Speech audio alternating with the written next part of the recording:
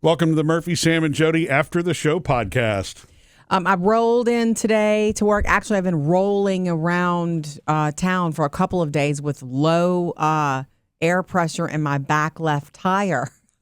And when you have a busy week and you're doing all these things, I mentioned this to you, Murphy, yesterday. Yeah. And you had a busy day, and you were going to look at it for me. I know, and it got by me. Sorry about that. You were at 27 pounds yesterday, and then you told me this morning you're at 24. Yeah. So I'm like, oh, okay. I walked into this studio today, and Sam, I said, how low is too low, in your opinion, to be rolling around on a tire? And his answer was, well, most of them are like 35 or 36, anything below 30. And I was like, I rolled in here on 24 pounds of pressure in that tire. Yeah. And you have an air pump that I gave you in the back of the car. I know. You want me to do that? I do too. I even volunteered to come Right. Now, I'm not, if I can do it for you, that's fine. I'm just saying if it gets critical, then, and I'm not available, that's what it's there for. If it gets critical, sure, I'll do it. But I don't want to do it. And that's just me being honest. It's not just being prissy, though. Understand. Murphy, ask her why, Murphy. I don't think he knows this. I don't know why. By the way, there is a bolt in the tire. That's what I see. And so you're going to have to get that patch today. And I'm going to go pump it up for you here in a little while. Thank you. But I don't know why. I mean, I would hope you would do like Taylor and Phoebe do, which is if you have to, you do it. If I have to, I'll do it. Okay. Yes. I'm self-sufficient. Because our daughters are comfortable with it. Are you not comfortable with it? I don't love doing it. I know how to use the gauge. Not that I need it because my car's telling me 24. Well, the gauge is built into the pump I gave you. Oh, I didn't see it. That's because she's never used it. Yeah, right. I used it once in the freezing cold, one cold January. And it's very easy. Hated it. It's easy to do. I'm not talking about the handheld pump. I'm talking about the new one that you plug into the cigarette lighter. Since nobody smokes cigarettes anymore, you got to stick something in there, right? And all you plug that one in, you set it to the pressure that it's supposed to be, and you let it go, and it stops automatically. Oh, so you don't have to be right there. No. Okay. You don't. Actually, look. I know why? we've been married for a long time, Murphy, and I don't like to do those sort of things because they don't interest me. You know, I don't like. You've always been great about doing those sort of things. But I was honest with Sam today about one reason I don't like to do it. Okay. There's something about adding air to a tire that just seems like an unsafe thing to me, like it's going to blow up or something. And I don't like doing it. Well, no, I mean, yeah, you shouldn't. The only time you blow up tires is when you're inside the vehicle driving over things. Oh, yeah, when you hit the curb that time, yeah. Okay. It's just a weird, irrational fear. Did you watch too many cartoons as a kid where things got, pumped to the point where they exploded? No. Because they would use bicycle pumps and, I don't remember what exploded, but something did in cartoons. Now, in your defense, Jodi. Oh, thank you, Sam. There are videos obviously on the internet, YouTube and TikToks of people blowing up tires accidentally. It can happen? Well, they're blowing them up, but it's usually somebody that's using one of those industrial strength air compressors. Yeah. And they're just pumping and boom. They're not paying attention. Because if you're paying attention to the pressure, it's not likely to fail. It's not going to. It's a very thick piece of rubber. You're not. Okay. It's not like you're driving on balloons. That would be. But it's good because what Murphy said, you set where you need it to go, so you can set it, and in that way we can walk away and get far. Yeah, away. if you felt better about it, you could certainly do that. That's great to know. Hide behind a wall or something. But I'll need to have you demonstrate that when I'm actually paying attention. When she's standing 20 feet away. Yeah. I respect the fear part of it, but it really is nothing to worry about. It's the videos that Sam's talking about usually is somebody doing something they should not be doing. Right. If you're actually filling tires up to the pressure they're supposed to be and you're not inflating them, you're going to be okay. The only time that I had a tire pop and explode on me, remember, was actually a bicycle tire. Oh, right. And it was I had pumped it up, but there was a bubble in it, a goose egg or whatever, a weak spot. And so, I was just circling the driveway. I'm like, well, I haven't been on this thing in a while. This is great. He had just gotten on it. It exploded so loud that birds flew out of the trees around us. Taylor and Phoebe thought it was the funniest thing.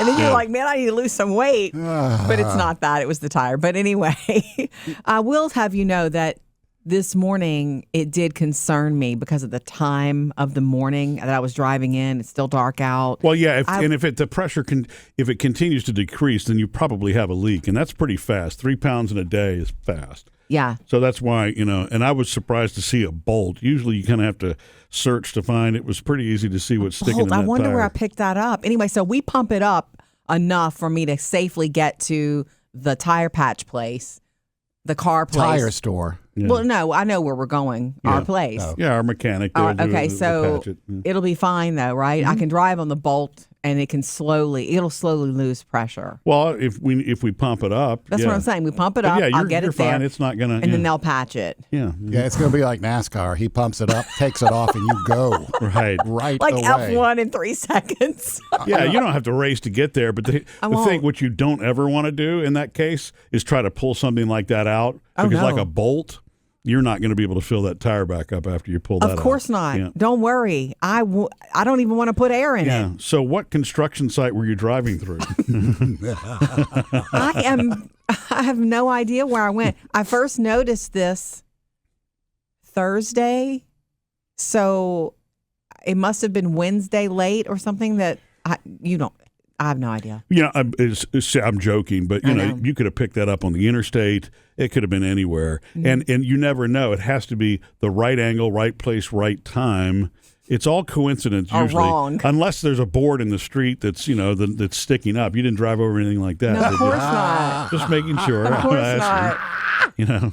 You think it's a paper bag until you hit it. You know what I'm saying? Look, I'm going to say this. I want to shout this out. I know it may seem very non-modern female for me not want to do that. My dad was I was so close to my dad when I was growing up, and he was very insistent about me learning certain things. Yeah. Checking the oil which is the way I've been with in our daughters, Taylor right. and Phoebe. Same thing. He didn't go over the tire pressure thing with me though that I remember. That's always been boyfriends and you and stuff like that. I was so excited to get my first tire gauge. Anyway, that's just me. Obviously. I mean, there were things like that he wanted me to know if I ever had to. And in the back of my mind, I'm like, I hope I don't have to. Yeah. And that's the thing. I have friends who are single who are having to do these things for themselves all the time. But I am not single. I do have you. If you're happy to pump it up.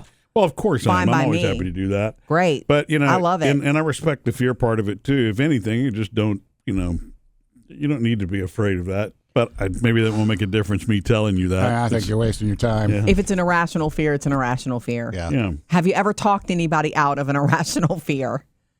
No. I don't know. That's a really good question. You can't talk people out of crazy things. Now, if you would like to, though, what we can do when I'm filling it up, we can let that pump go and see how far it'll take it to. No. K-boom. Jodi, I'll since we're confessing here, I do have the same fear with bicycle tires.